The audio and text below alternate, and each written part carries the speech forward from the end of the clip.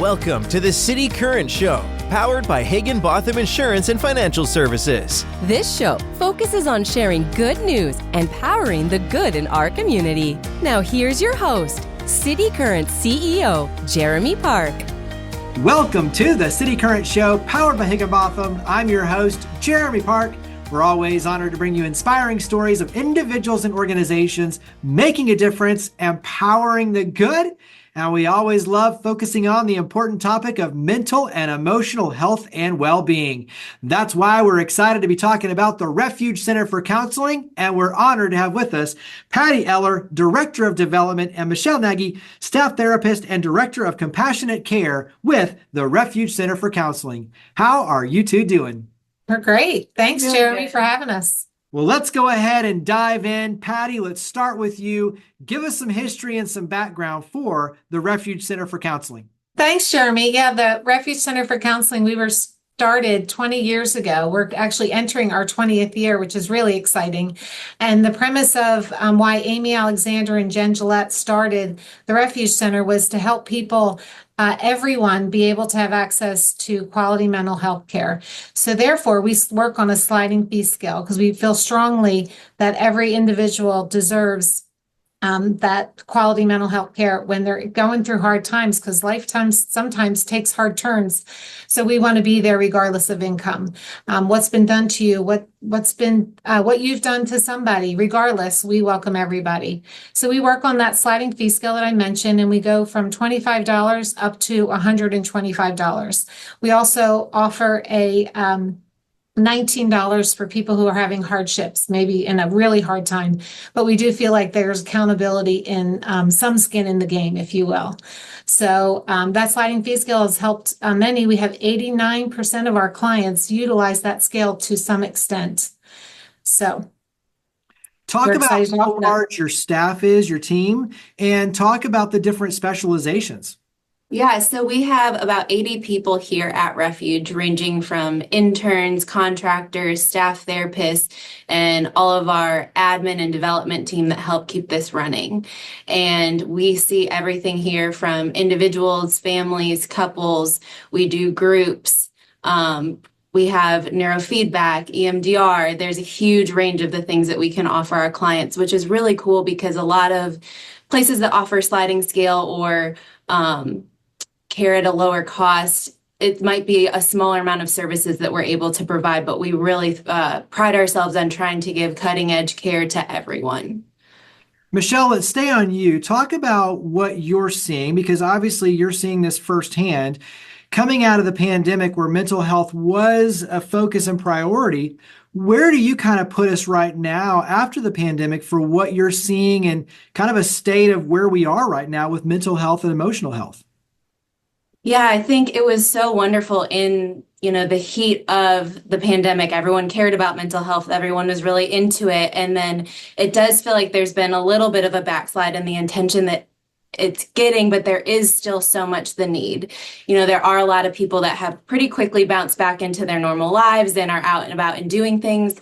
Another thing I'm really seeing is people who kind of settled into that slower pace of life, not doing as much, that are just having a hard time getting back out there, and they're not having the connection that really pushes their lives, brings meaning to their life, but finding the ability to get past the anxiety, the depression, the things that crept in is really hard. And while that drive to be around people, the ability to do so is so tough. And so they're feeling a lot of loneliness. And even though they want to be there, they're having a hard time getting there. You hear the phrase that we're in a loneliness epidemic. And so when you look at, certain times like the holidays of year where people really feel isolated and lonely, and then tied into where we are in this current state, post-pandemic, being in an epidemic of loneliness and isolation, how does that play in with what you're seeing?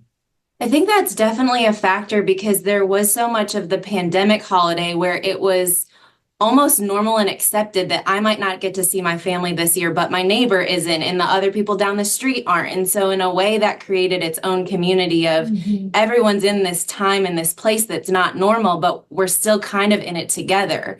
Where now people are going back to, I'm going with my family, I'm doing this. And the ones that don't have that space or those people to go to are feeling that again of, oh, there's this pressure, but the people who've been there the last few years are now back to their normal lives. And that's bringing up a lot of hard emotions. Yeah.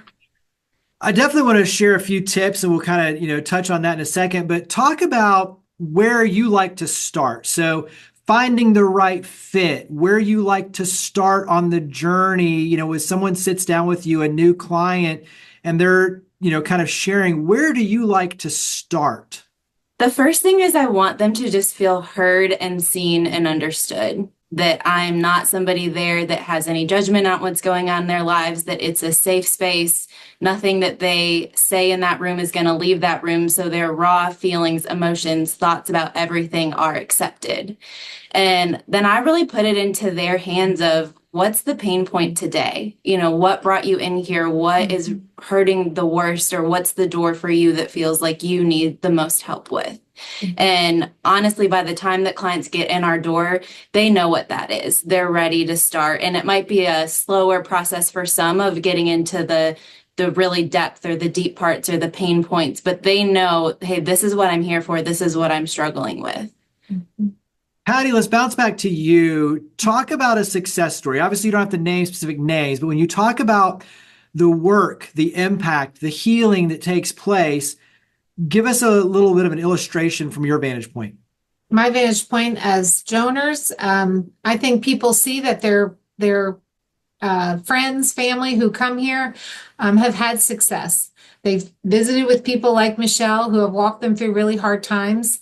And from my vantage point, people then want to give to Refuge because we have this gap that we have to make up on our development team between what people pay and what it costs us to hold a session. So that comes to about $1.4 million a year that our team has to raise in order to keep that sliding fee scale. So I find our donors are extremely supportive of that because they have seen the success of their friends, family, neighbors coming through the Refuge's door and feeling safe, secured, seen, and heard through our amazing therapists. Michelle, I'm going to ask you the same question, but I want to stay on you, Patty, for one more question. Talk about the ripple impact. When you talk about, as you mentioned, the donors, know that what you're doing is working. Why that's so important in the broader community? Because from my vantage point, if people are struggling mentally, that plays out in a lot of various aspects, right? Like that plays into crime, job loss, family instability. It plays into a lot of areas. And so when you talk about hope, healing, progress, that journey over here, it's creating a safety net, but it's creating the well-being for the community at large. There's a ripple impact. So share a little bit of that vantage point for the larger scheme of what the Refuge Center for Counseling is doing in the community and why it's so important for the donors and for the community. Sure. What we see is that one person healed, it changes a family, and that family changes a community, and the community goes out and speaks to their friends and tells them about the benefits of whatever is happening to them. So there is that ripple effect going from single person to family to couples to the community. So there truly is a ripple effect, and we see people coming back and hearing that and jumping on board with our vision and mission here at Refuge. So then, Michelle, share, obviously don't name names, but share a little bit of illustration around success from your vantage point. Yeah, success can look so many different ways. I think one of the clients that comes to mind is somebody that came in, called, and it was in such an anxiety and panic state in their life. And we're at the very bottom of our sliding scale paying $25. And she came consistently every single week and did the hard work, worked through grief, worked through trauma, worked on some skills for managing and coping with her anxiety, and really had a lot of improvement, a lot of success, ended up actually moving away. And about a year or two later, I got a call from her that said, hey, I'm back in town. Can I come see you again? Things are going okay, but I remember the Refuge Center. I remember our work together. I want to keep doing that with you.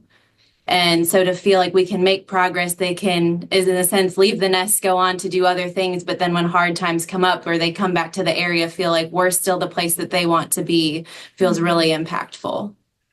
Yeah, and carry that then into, we'll take the tips in a couple of ways. One is you mentioned anxiety and high levels of stress. What's one or two things, and I know it's more broad, but for you as like a speaker, kind of putting it out there, what's one or two tips that you would encourage for those who are dealing with high anxiety and high levels of stress? Yeah, I'll give you one that happened just the other day. I was meeting with a client. It actually was only our second session, and I told this to her, and she looked at me and she said, I think this counseling thing is going to change my life. And what she was putting so much pressure on herself about who she needed to show up as a friend, as a person at work, just in her life as a girlfriend. And I said, if on one day you only have 40% to give and you give 40%, then you gave 100% of your effort. And I could see in her just that weight coming off of, oh my gosh, I don't have to be at that top level of myself every day. That ability to go into days and not have to feel that was super impactful for her stress and anxiety.